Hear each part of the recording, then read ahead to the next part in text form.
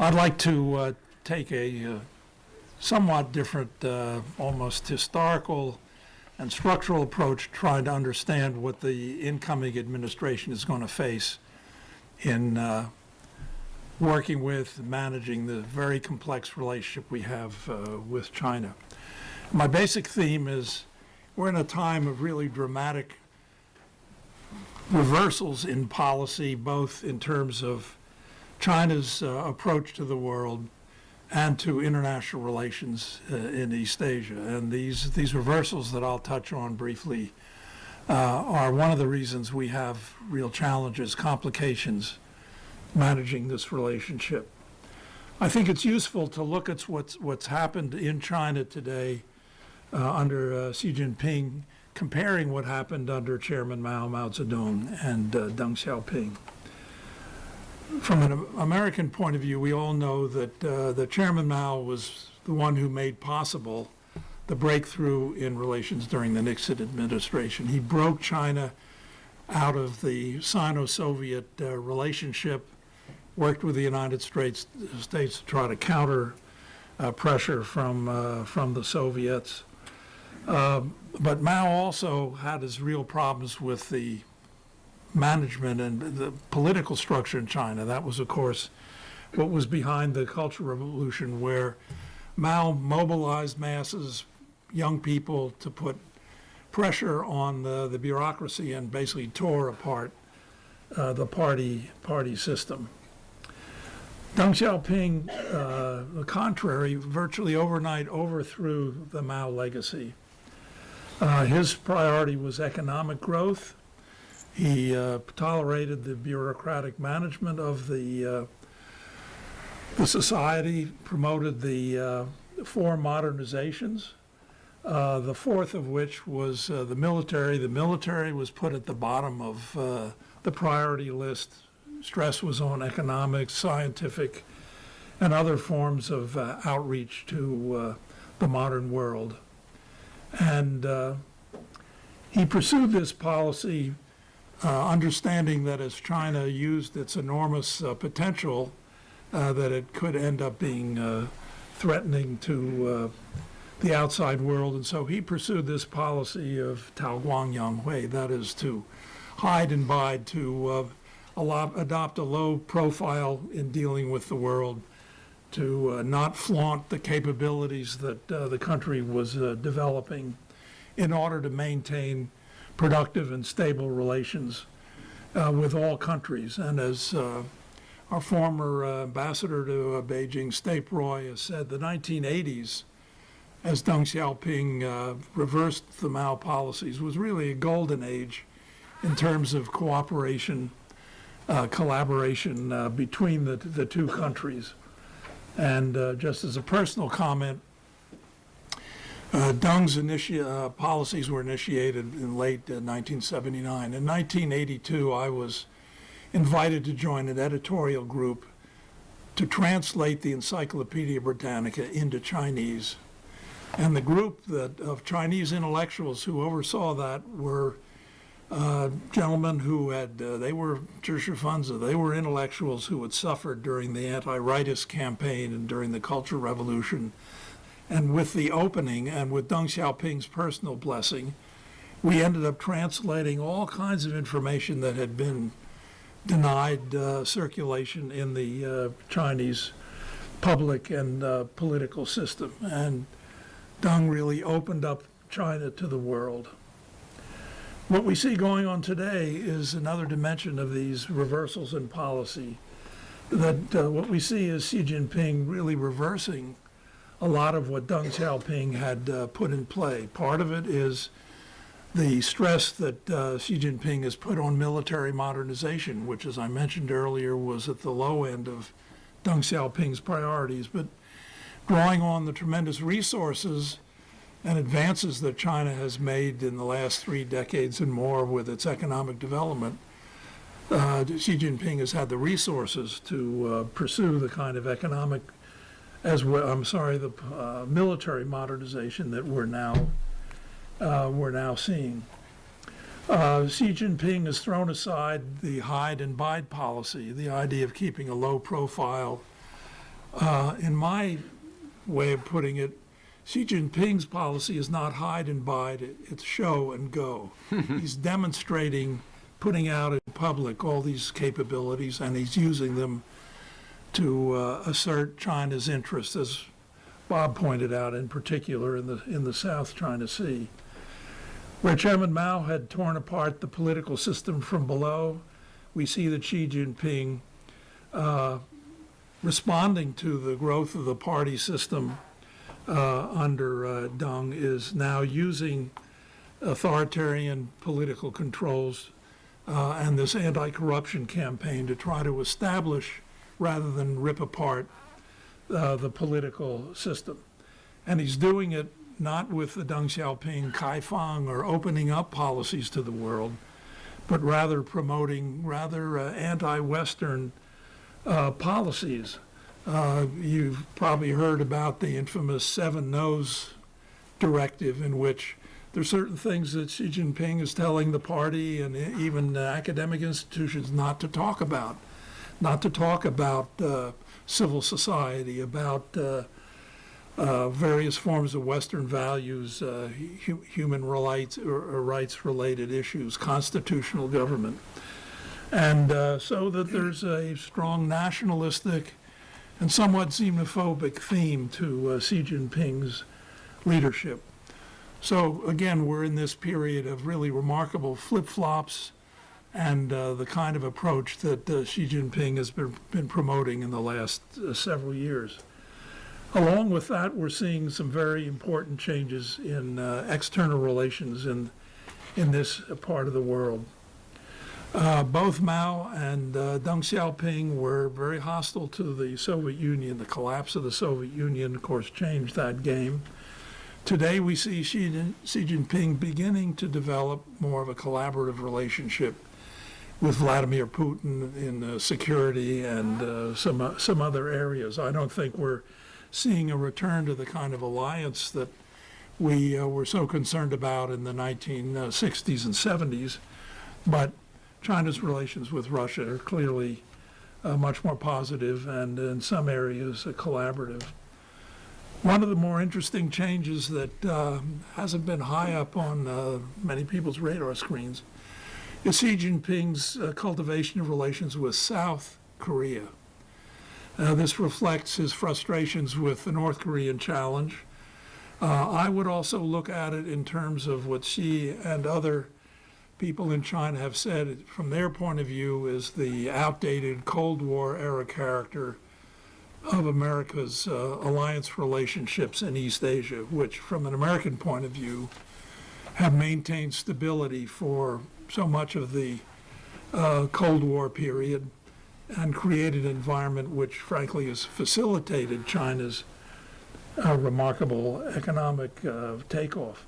How far Xi Jinping will be able to go in working with the South Korean government, particularly as a way of putting pressure on North Korea, how that relationship will evolve is one of the more interesting, dynamic, fluid areas in current politics in the region. Then you have Japan moving to a much more assertive, collaborative relationship with the United States in defense areas as China has put pressure on Japanese claims to parts of the East China Sea. And today, who is our biggest friend in East Asia? Our president was just over there, Vietnam. Who would have thought? Who would have thought after the legacy of the Vietnam War that we would have had 2 presidents, first Clinton and now Obama, having this very warm reception in Vietnam? Again, a reflection of the pressure that the Vietnamese and others feel from a much more assertive China. The other interesting reversal is the relationship with Burma. So we're seeing a region and a country that are both going through really some dramatic reversals, which only complicates the problem of coming up with a coherent and stable approach to the kinds of issues that our country will be dealing with in its management of relations with China. what is the driver behind these developments?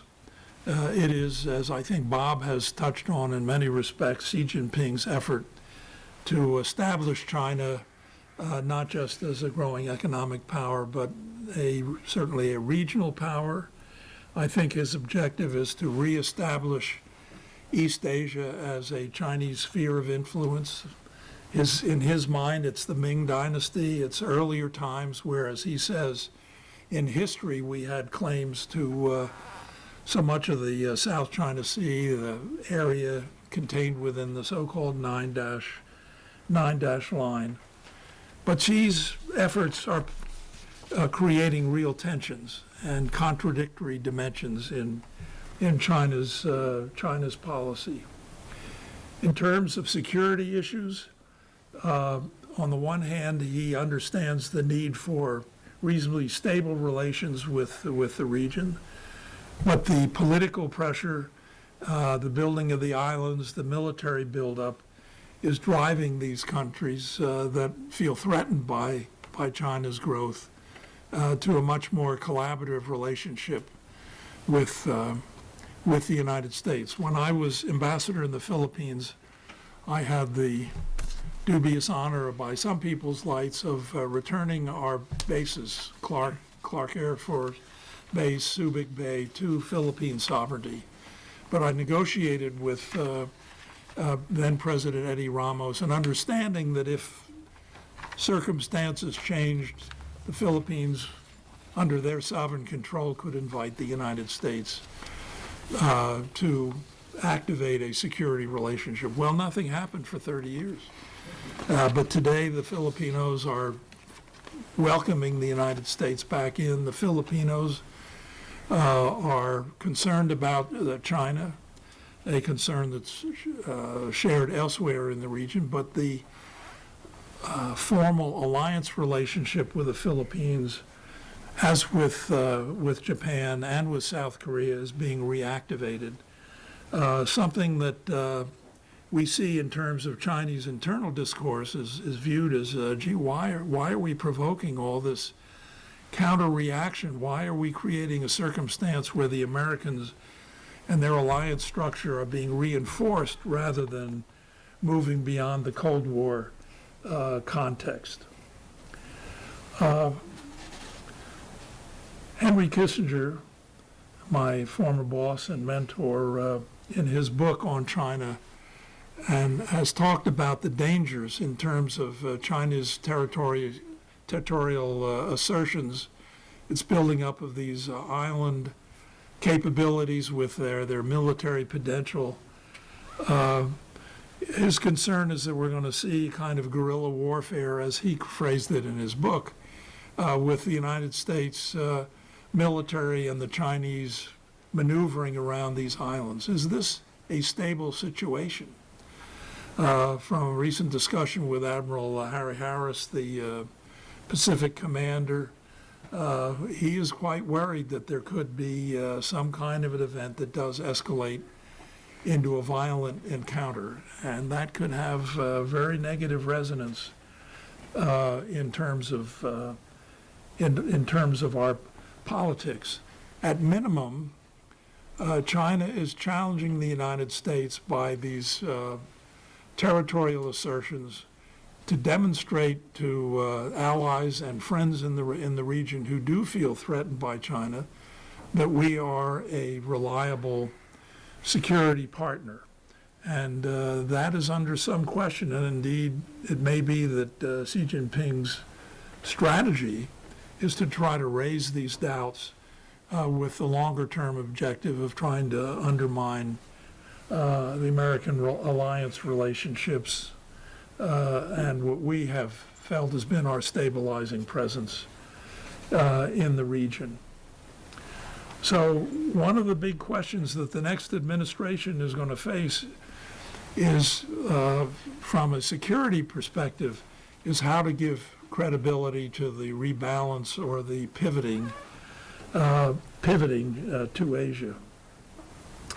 And then you have a range of economic issues that are in some ways contradictory, problematic in terms of our relations with China. Here you see the Chinese, in many ways, very successfully building up an information age economy, but Xi Jinping is increasingly imposing authoritarian political controls, which, as I'll comment in a moment, are creating some real questions, contradictions for the society and its ability to mobilize its resources in support of further economic progress. As you know, several years ago at the third plenum, Xi Jinping and the leadership put forward a very dramatic economic modernization program designed to restructure the country's basic development strategy from one of export-led growth to internal consumption. But all the evidence that's coming out is that the bureaucracies and the vested interests, particularly centered in the so-called state-owned enterprises, are resisting this kind of shift in their economic structure. Investment money that might go into the private sector to encourage the kind of innovative small enterprises that have been the growth leadership in our country, the source of a lot of employment, are being undermined in their access to capital. It is still going into the state-owned enterprises. And this is reinforcing a very negative trend both for China and its trading partners. The state-owned enterprises have created very substantial excess production capacity, particularly in areas like steel, cement, a number of other industrial areas under their control. And what is China doing? It is forced by circumstances to support these enterprises, partly because they keep people employed, but they've got all this excess product. So recently, the Obama administration imposed tariffs on steel imports that were priced at dumping rates to be competitive in the American economy.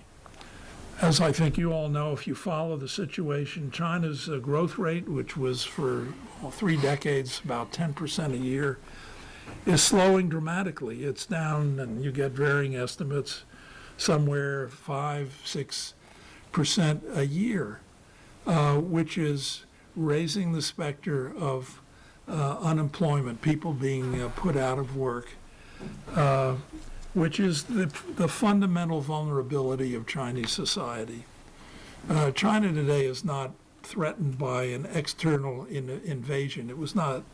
It is not as it was during the height of the Cold War, when Khrushchev seemed to be ready to attack China, which was, of course, the driver behind Chairman Mao's opening to the United States. China's fundamental vulnerability is its economic circumstance. And you really should have had an economist up here. Not that they're always very reliable in their predictions, but they at least can give you a sense of the dynamics of this situation created by slowing growth rates, not just the unemployment that's coming along with it and raising issues of domestic stability, but it is weakening, challenging China's approach to dealing with its neighbors. Countries that up till recently had relied on China as a major export market for their products, and I'm thinking of Australia and its iron ore, Brazil and timber products, Malaysia, South Africa. There are a range of countries who over the last decade had developed their own domestic economic growth pattern on the assumption that they would be able to continue a very robust export market to China, are now having to reassess and restructure their own development plans because the demand within China for these resources now is substantially reduced. So China's economic stability, in my view, is the the big question. Again, if we had more time, we could get an economist to talk about the impact of the staggering debt burden that is now being imposed, not just on the state-owned enterprises, which are getting all these loans to maintain their production capacity and their employment. Credible analysts, people who watch the economy, say that there is a significant danger of a major banking crisis because of the inability of these major enterprises to maintain the kind of incomes that will enable them to repay their debts. So the Chinese economy is something that is a question mark. We know that there have been 2 recent instances where uncertainty within the country about the state of the economy led to major stock market crashes. The stock markets are not a full demonstration of the productive capacity of the society, but they are a demonstration of the measure of confidence that people with money have about where to make their investments. And we know that a lot of very common, ordinary people were very badly hurt by the stock market crashes. They lost a lot of their retirement money, which of course is one factor contributing to potential for political destabilization. We're seeing major outflows of capital out of China as people invest overseas. And we're seeing young Chinese talent. The people who Deng Xiaoping in the early 1980s has said, go abroad and study, get modern education and come back. From discussions that I've had and others with young Chinese nationals who are studying over here, I recently asked one of these young people, well, what do you plan to do when you go back to China with your degree? And the response is, well, I'm waiting to see what happens with the politics. So there are a variety of factors. You can add to that the number of wealthy people who are getting dual passports, making investments overseas, so that if there was a major political or economic crisis, they would have a true loo, a way out of the situation. We can get off into more detail of what Xi Jinping is trying to do to stabilize the economy, but I think it is a major risk factor. Finally, let me talk about briefly the politics. What we're seeing under Xi Jinping is a kind of xenophobic nationalism that presumably is being developed to try to protect the political system against what many Chinese see as a positive set of developments going on abroad. I mean, unlike certainly the Cultural Revolution period, Chinese citizens have money, they're traveling around the world, they're on the internet to the extent that it's not censored, so that this is a population that has been mobilized by China's economic takeoff. And that, we know, is putting real pressure on the leadership from below, which is one reason why not just the internet, but Chinese equivalent of Twitter accounts, the social media kinds of exchanges of opinion are expressing in a more visible and organized way unhappy with the status of the political system. And for some people, while there is a general sense that Xi Jinping has been remarkable in the degree to which he has consolidated his control over Chinese society, not just the politics, but the economy, the military, that there is some sense that by accruing that much power, he has made himself more vulnerable to any problems that crop up. His administration was pretty soundly criticized for the stock market crashes. And occasionally you'll see postings in social media that are generally withdrawn immediately, that are personally critical of Xi Jinping.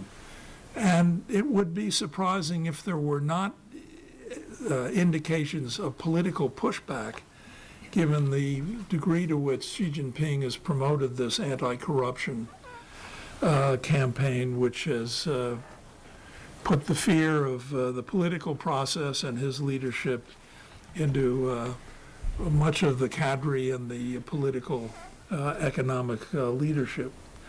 So I think there is at least something that we keep in, if not the back of our minds, at least in a nearby drawer, that Xi Jinping's leadership may not be as stable as I'm sure he would like. It's the only way of trying to account for the cult of personality that it has promoted and the degree to which he has tried to impose an authoritarian rule, particularly controlling the sources of information that are necessary to drive a modern economy. These are not signs of self-confidence and stability. So as we look at trying to manage our relations with China, whether it is in the security area, given the military buildup in the area, the tensions in the South China Sea, the questions of economic stability, uncertainty about Xi Jinping's leadership, there are many areas of uncertainty and tension, which create for the next administration a very complicated agenda of trying to manage the contradictions in this relationship. And I would assume from what, and I think Bob commented on this, that if there is a Hillary Clinton administration, she, as the originator, supporter of the pivot and rebalancing policy supported by Kurt Campbell, her assistant secretary for the region, would be a more assertive leadership from an American point of view in responding to pressures from the Chinese side. On the economic front, the next administration is going to have a significant challenge in trying to come up with institutions that will sustain the liberal international economic order that has been so productive, not just for the United States, but for China. Bob commented on the Asian Infrastructure Development Bank that was established. The next administration, as the author of the TPP program, the Trans-Pacific Partnership, is going to have a domestic economic and political challenge in formalizing this a multilateral trade arrangement that is designed to knit together the open market allies and collaborative countries in the economic area. It will also try to, I think, pursue the development or the negotiation of a bilateral investment treaty to get China to open up a number of its domestic markets that currently are closed to American exports. And it will be dealing with the consequences of the excess production capacity, steel I've already mentioned, that will be driven by the fact that the economic reform program that Xi Jinping is trying to promote to get more of that production designed for domestic consumption seems to be stalling out. So this is going to be a very challenging relationship for the next administration. Almost all American leaders, even while they will criticize China, will come back to a position of this relationship is too important to deteriorate into a major confrontation. It will be a relationship that has both its competitive dimensions to it, some areas of cooperation, but it will also be a relationship that has increasingly adversarial components to it.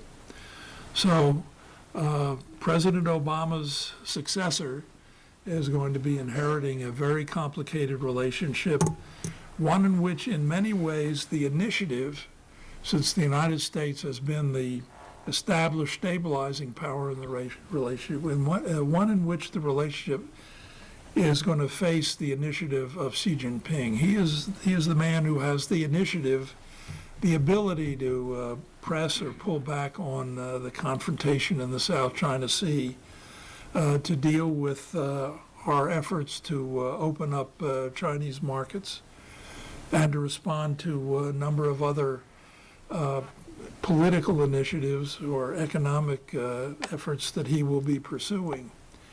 So we should all wish well whoever he or she may be occupying the White House in January of the coming year. Thank you.